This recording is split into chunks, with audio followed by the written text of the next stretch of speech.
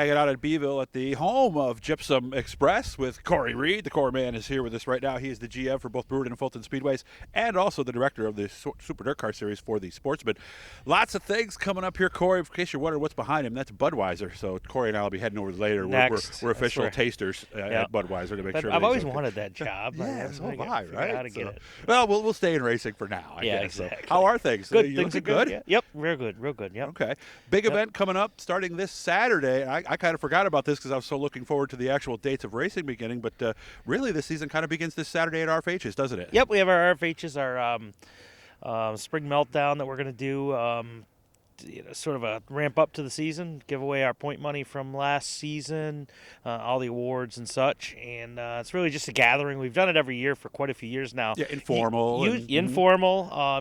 No tickets required. Usually we've done it with the Dirt Car Nationals. This year, because we had the little COVID thing going on and stuff back in January and early February, we decided to wait a month and a half and let things kind of thin out and get better, and which they have. So we'll have that event here this week. We'll put the Atomic Race, the Super Dirt Car Series event on the big screens and watch those laps and kind of get pumped up for our season. Yeah, so if you don't have Dirt Vision and you want to see it, obviously, double reason to come up. You're going to get your point money and you're going to get to see some racing take place. Where is Atomic? Atomic is in Ohio, central western Ohio. Oh, so it's a little bit of a drive. A little bit of a drive. I believe okay. It's about 9 hours from this area, I believe. And it's a first-time event for the series. Series, right? Yep. They're having 2 nights, Friday and Saturday. Cool. All right. Well, I'll be up there. I'll have my camera with me. And again, 7:30 is when this all starts. Let's start at Brewerton. I got a little teaser from you at the show last weekend. I hope you caught that.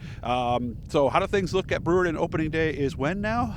May 6th. May 6th. And it's always a little bit later than Fulton. Is it just it's a little bit wetter there at Brewerton, so we'd like to wait a little longer? It's a little bit of that. I mean, we probably could, now that we've done a lot of stonework, we've put a lot of material in the parking lot and the pits. We probably could be a little earlier than we are, but the way it kind of lays out, we like to stagger Fulton and Brewerton a little bit, just so our staffs can get both of them open. Mm-hmm. It's a pretty big stretch to get one place open, much less two. So, to try to do both the same weekend is pretty challenging. So we're able to stagger them a week or two, and that gets us going a little better. All right. You talked about the hobby stocks. They're going to be a regular, by the way, this year at Fulton. But you also said you have, 2 dates? Yeah, right now we have 2 dates penciled in for them. Yep. Give them a little taste at each track. Obviously, full time at Fulton and a couple races over there at Brewerton. Just one particular is because we don't have them the next night at Fulton, so we figured to let them race the Friday night at Brewerton, and then later in the summer we did it again. It was a weekend we kind of needed something to plug and play, and they're good for that. Okay, how is that looking? What are you hearing? I hear good things. The proof will be in the pudding on opening day, which will be at our High Bank Hold Up weekend at the end of April. But I think we're going to be pretty strong.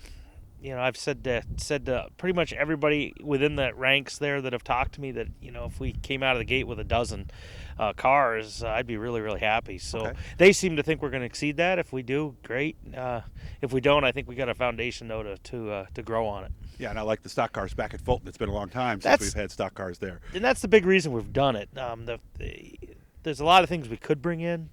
The biggest thing we hear when we walk around the community is, we want full fenders. We want street stocks back. And we're really not going to go to a full-blown street stock. Yeah, because they're crazy because it's pretty crazy stuff, at least for our neck of the woods. Yeah. But for this deal, we felt that a dumbed-down street stock, a hobby stock level thing might be a perfect fit for what we do there, and I think it will, and I think it'll bring some people, and I just think it's kind of what we need there. Yeah, and it's pretty much like a street stock used to be about 25 years ago. Exactly. Because I know some guys were drinking stuff out of the woods and frames. Yep, and they're basically what we call the street stock back then. So, like with everything, there's an evolution and a revolution and all that other stuff. So it's sort of morphed into what it is today, and we have some guys bringing some stuff out. I mean, you wouldn't know that Brennan Fitzgibbon's car is the one TJ ran like 25 years ago or 20 years ago. Like, you wouldn't know that. It looks really great. It did.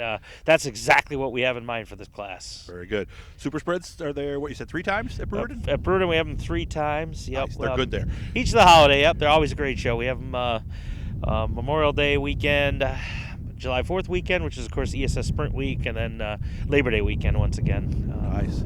And, of course, the Hurricane Harvey race Yep. September as usual. It's actually in October. We're actually moved back a day. We're actually Wednesday night now with Super Dirt Week. Oh, it'll be during Super Dirt Week. During Okay. Super Dirt Week, we do it every year.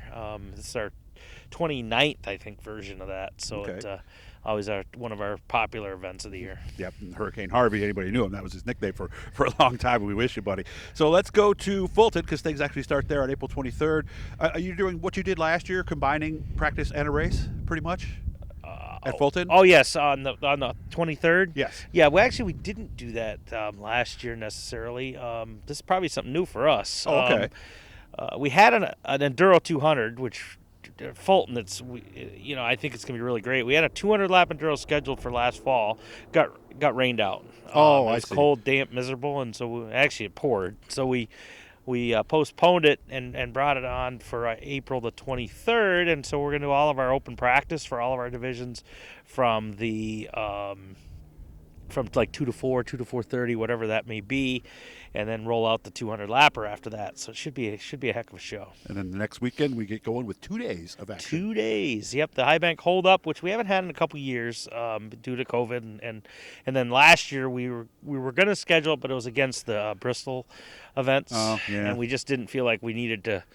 I wasn't even going to be around. I went down there, so, and as did John and everybody else. So we didn't have it last year, but this year it lines up perfectly. So we'll have the 29th and the 30th to kind of kick off our season from a race car perspective. And so. 2 big races on each day. Yes, we have this sprint cars, ESS Sprints.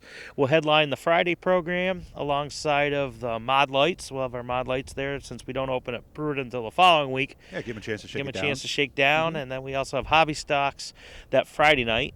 We'll come back the next day, as well as open practice. Anybody else? Okay, so anybody else can come and can just come and big practice. block, small block, Yep. anything. If Okay. they want to come practice that Friday night program, they can. Then Saturday we'll have a really big. I think it's going to turn out to be a great field. The 358 Mod Series, Dirt Car Series is going to be in town, and boy, I mean, based on our field, along with some of the ones that join us on a semi-regular basis, and then other tracks feeding us, I think that should be a heck of a field of cars. I would think for so, that too. 358 show. We'll also have Outlaw qualifiers for the Sportsman. It's not a Sportsman So it's a series guaranteed show, spot. but for the we're going to give away a 200 weekend? guaranteed spot for Okay. each feature that we run Okay. for the Outlaw Weekend Industrial Tire Sportsman Shootout. So it should be a barn burner. See, Corey's a lot better with the sponsors getting those out there than I am. I was never I good. I try. just get in my little head and I just call the race. Oh, wait, this was sponsored? Darn it, I forgot. So, and of course, he also wears a hat for the Sportsman Super Dirt Car Series. How is that looking? Things are good. We're actually still just molding the last pieces of it. there's Most still of a it's couple in dates, place, maybe, but that are there's still a TBA? couple dates, some Canada support and some Canada events we're building. Since the border is starting to get better, it's still a ways from being where we need it to be, but just trying to put that, just region. We have that regional concept, so trying to make that those regions balance and whatnot. Is important to us. Where can people find the dates for those? Those are right on our dirtcar.com website. Okay.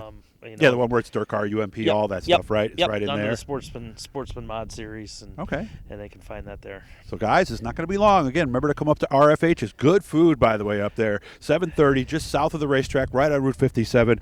And we'll see you guys up there this weekend. Corey, as always, it's good to see you. And because Corey and I go way back, we'll do another one sometime where we'll share some stories from 1995. What I remember of it. Yeah, well, yeah, it was a lot of fun back I then, remember so. a lot of it, and there's a lot of stories. Yeah, a lot of road stories. So Oh, yeah. good to see you again. You guys take care. Hit the blue E, subscribe, and Corey and I will be official tasters at Budweiser for the off season next year. We're going to set that up. We're going to make sure we make that happen. Good to see you, Corey. Thank you, Doug.